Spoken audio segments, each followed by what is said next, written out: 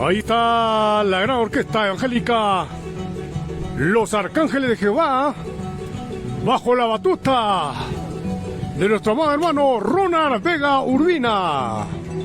En esta mañana haciendo su presentación, el 40 aniversario de la iglesia Los Olivos de Ocopía, acá en Girón José Gálvez.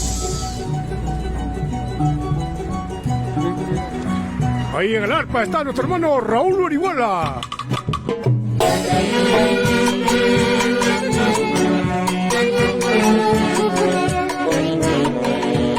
Ahí está la iglesia Los Olivos de Ocopía.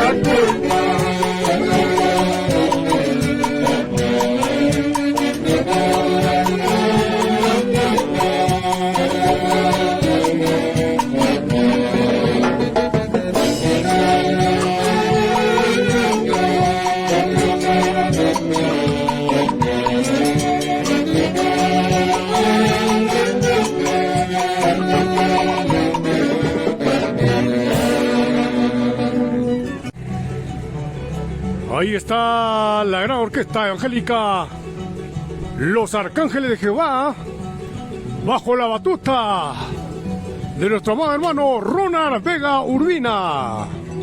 En esta mañana haciendo su presentación, el 40 aniversario de la iglesia Los Olivos de Ocopía, acá en Girón José Gálvez.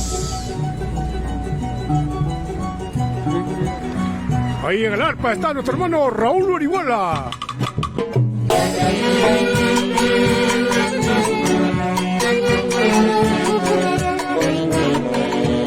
Ahí está la iglesia Los Olivos de Ocopía.